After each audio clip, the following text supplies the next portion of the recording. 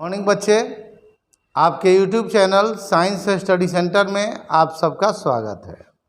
बच्चे, आप लोग पिछले वीडियो में अनुगमन वेग के आधार पर ओम के नियम का निगमन देखा था। हम लोगों ने अनुगमन वेग के आधार पर ओम के नियम का प्राप्त किया था आज, और उसी ओम के नियम में प्रतिरोध भी आया था और बताया गया था कि प्रतिरोध जो है ताप पर निर्भर करता है, अर्थात ताप बढ़ने से किसी चालक का प्रतिरोध बढ़ता है।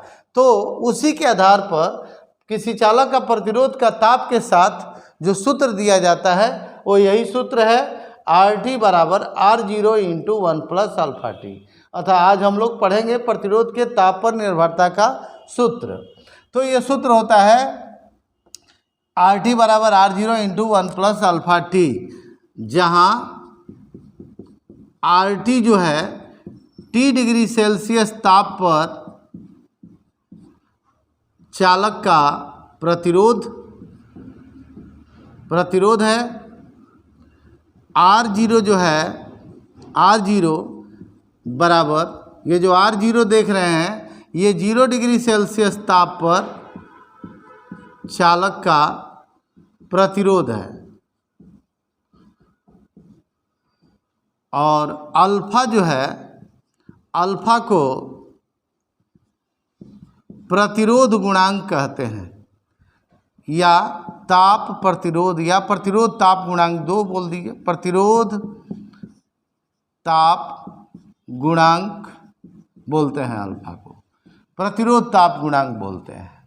तो इसको अगर हम समीकरण 1 मान लेते हैं तो समीकरण 1 को थोड़ा और विस्तार से हल करते हैं तो क्या हो जाएगा, RT बराबर R0 का मल्टीप्लाई कर दीजिए, उसमें R0 plus R0 into alpha T.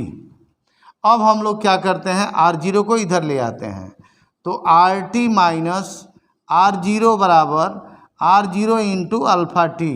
यहाँ से अगर हम अल्फा का मान निकालें तो R0 और T बटा में आ जाएगा, तो अल्फा बराबर RT माइनस R0 अब बटा में आ जाएगा R0 into T, R0 into T बटा में आ जाएगा। ये हो गया प्रतिरोध ताप गुणांक का सूत्र, अल्फा का सूत्र हो गया।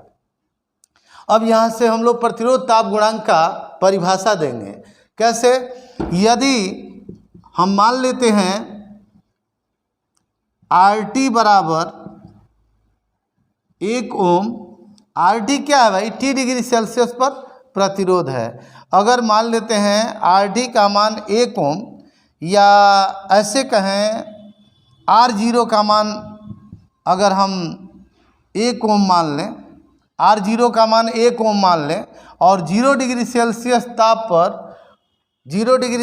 ताप पर जो है टेम्परेचर, तो R0 का मान अगर हम 1 ओम मान लें तो इसका मतलब हो गया, या R0 को भी हम नगण्य मान सकते हैं इसको।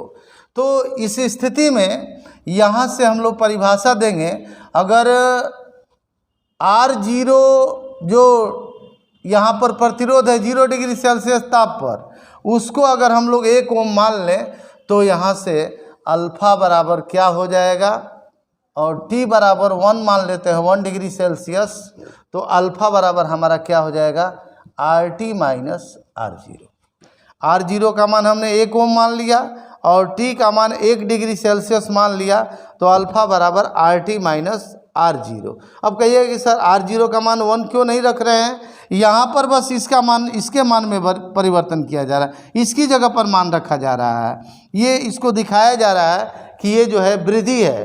तो अगर कहा जाए कि 0 डिग्री सेल्सियस ताप पर किसी चालक का प्रतिरोध 1 ओम हो, है ना, और उस स्थिति में ये जो चालक का प्रतिरोध ताप गुणांक होता है, वह प्रतिरोध ताप गुणांक किसके बराबर होता है, उन दोनों प्रतिरोधों के, माने T डिग्री सेल्सियस ताप पर प्रतिरोध और 0 डिग्री सेल्सियस ताप पर प्रतिरोध दोनों के अंतर के बराबर होता है, अर्थात उसकी वृद्धि के बराबर होता है। तो प्रतिरोध ताप गुणांक का परिभाषा यहाँ से मिला। अब आइए जरा हम लोग यहाँ से ये अल्फा का मान समीकरण 1 में अगर रख दिया जाए तो क्या होगा, इसीलिए समीकरण 1 में हम लोग अल्फ़ा का मान रखते हैं। अल्फ़ा का मान रखने पर तो रख दिया जाए अल्फ़ा का मान, तो RT बराबर R0 into 1 plus alpha, alpha की जगह पे ये रख देते हैं RT माइनस R0 अब बटा में R0 इंटू टी, अल्फ़ा की जगह पर रख दिया इंटू टी। ठीक है, अगर ये मान रखेंगे तो ये टी से टी कट जाएगा, तो फिर RT बराबर R0 into 1 plus RT minus R0 बटा में R0। चलिए R0 कट गया, तो यहाँ से RT बराबर हमारा एक फार्मूला प्राप्त हो गया 1 प्लस RT माइनस R0, एक ये भी फार्मूला हमारा प्राप्त होता है। या RT काट दीजिए इसको, तो यहाँ से सॉरी एक और आगे बढ़ा सकते हैं इसको, आप लोग बढ़ाने के ऊपर डिपेंड करता है। RT काट दीजिएगा तो क्या हो जाएगा 0 बराबर 1 माइनस R0, यानी R0 बराबर 1, एक ये हुआ। अब देखिए ये अल्फ़ा जो है अधिकांश धातुओं के लिए अल्फ़ा का मान 1/273 आता है। अधिकांश धातुओं के लिए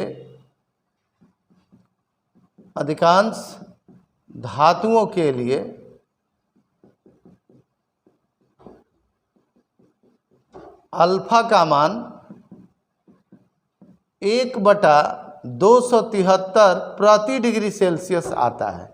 क्योंकि देखिए प्रतिरोध ताप गुणांक का मात्रक होता है प्रति डिग्री सेल्सियस, तो 1/273 अगर हम समीकरण 1 में रखेंगे तो क्या हो जाएगा, इसीलिए समीकरण 1 से RT बराबर R0 इंटू 1 प्लस 1/273 रख दिया अल्फ़ा की जगह पर समीकरण 1 में, और उसके जगह पर फिर टी बगल में है तो टी को रख दिया, तो क्या हो गया RT बराबर R0 इंटू टी बटा में 273।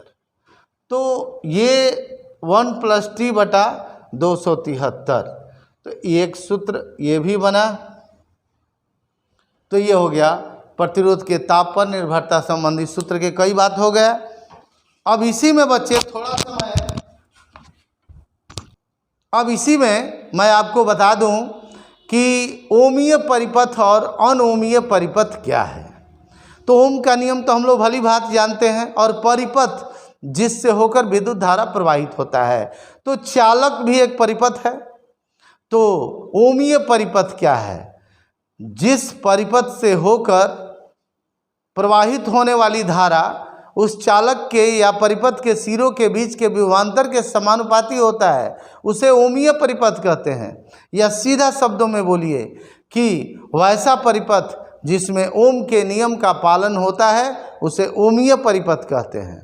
जितने भी धातुएं हैं मैक्सिमम अधिकांश धातुओं के लिए ये अधिकांश धातुएं जो हैं ओमीय परिपथ हैं।